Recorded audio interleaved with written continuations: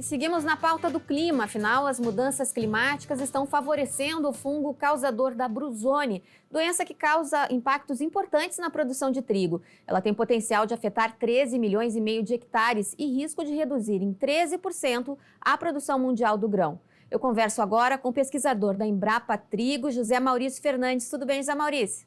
Tudo bem, um bom dia para você. Bom, vamos falar um pouquinho, começar falando sobre as principais características da Bruzone, né? O que caracteriza essa doença, que é essa ameaça aí para a produção mundial de trigo? Bem, a Bruzone é uma velha conhecida, né? A Bruzone se conhece há bastante tempo, isso é uma doença muito importante na cultura do arroz. Mas na década de 80, pela primeira vez, essa doença, esse fungo apareceu na cultura do trigo, exatamente aqui no Brasil.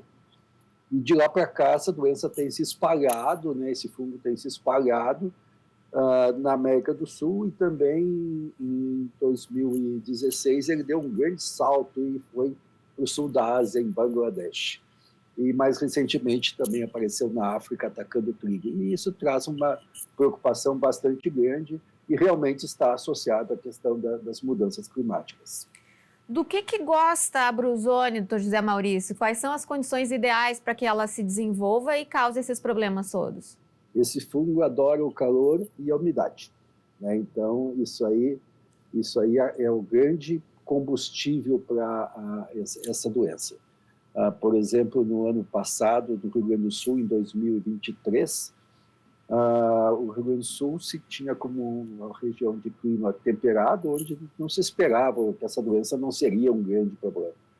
Mas no ano 2023 tivemos um inverno bastante com temperaturas bem acima da média, de 2 a 5 graus acima da média, e fez com que essa doença aparecesse de maneira epidêmica no Rio Grande do Sul e até mais ao sul, no outro país, como o Uruguai, pela primeira vez apareceu. Mas e se tratando de uma cultura de inverno, onde se espera temperaturas mais baixas aqui no sul do país, né? De que forma uma doença, um fungo que gosta de calor e umidade está tomando essa proporção? Digamos assim, é que as temperaturas, né, principalmente a temperatura mínima, por exemplo, a temperatura mínima para esse fungo para ele produzir esporos, a semente dele, é de 15 graus. Então, se você tiver temperaturas mínimas acima de 15 graus, esse fungo foi um inferno. E é o que realmente aconteceu em 2023. E também esse ano nós estamos monitorando, e embora a gente já teve um inverno um pouco mais frio, houve condições para que esse fungo sobrevivesse, ele permanecesse, né, durante o inverno. Porque para que ele não permaneça durante o inverno, você teria que ter aqueles invernos realmente bastante frios, com noites com geadas, etc. E aí, nesse contexto, que a questão das mudanças climáticas se manifestam nessa preocupação aí mundial em relação ao cereal? Exatamente isso, né? Isso não acontece só com esses fungos, acontece também com os insetos. Nós temos aí o exemplo do mosquito da dengue, né? Que cada vez está se expandindo para regiões mais ao sul aqui no Brasil. Então, são essas pequenas mudanças, né? A questão de 1 grau, 2 graus pode fazer uma grande diferença para esses micro-organismos. E aí, como é que trabalha a pesquisa, né? Já que o senhor é da Embrapa, como que a pesquisa atua para conseguir mitigar esses prejuízos ou, quem sabe, trazer cultivares resistentes ou tolerantes? Em que pé está o trabalho nesse sentido? Essa é uma grande dificuldade. Por ser uma doença emergente, totalmente nova na cultura do trigo, né? Que aconteceu na década de 80, mas isso aí em tempo é realmente nova. Então, praticamente quase todo o trigo, né, todo o germoplasma de trigo mundial é vulnerável, né? Então, isso não evoluiu, em relação a outras doenças. O trigo vem evoluindo junto, né, durante o tempo junto com esses patógenos, mas esse é um patógeno totalmente novo. Então, pegou, digamos assim, né, uma grande vulnerabilidade no germoplasma. Então, quase todos os materiais são suscetíveis. Nós temos hoje uma pequena, um grupo, se conhece translocação genética que dá uma certa resistência, mas não dá imunidade.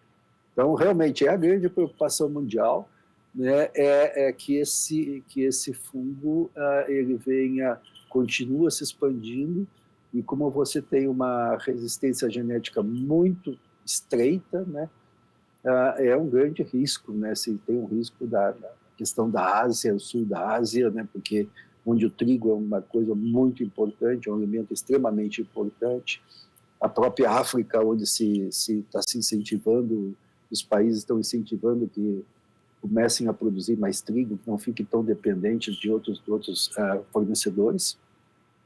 E então essa é a grande preocupação, que não existe uma resistência genética assim que a gente possa lançar a mão. Então realmente precisa investir bastante em pesquisa para talvez com outras técnicas, né, de edição gênica, outras coisas assim, a gente consiga avançar mais rápido.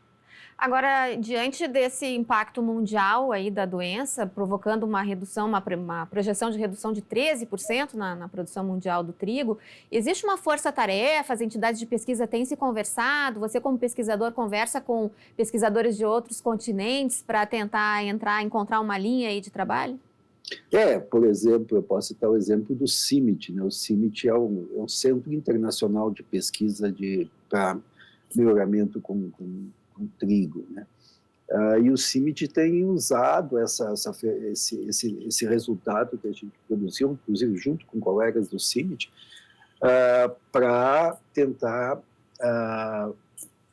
junto a agências que financiam a pesquisa, né, sensibilizar esses agentes, né, que coloque mais dinheiro em pesquisa para que se possa, né, se antecipar esse problema. Muito bem, vamos continuar acompanhando esse tema, um trabalho importante desenvolvido pela Embrapa Trigo aqui no Rio Grande do Sul, e esperamos que se chegue logo a alguma expectativa aí de solução. José Maurício, muito obrigada pela sua participação. Muito obrigado.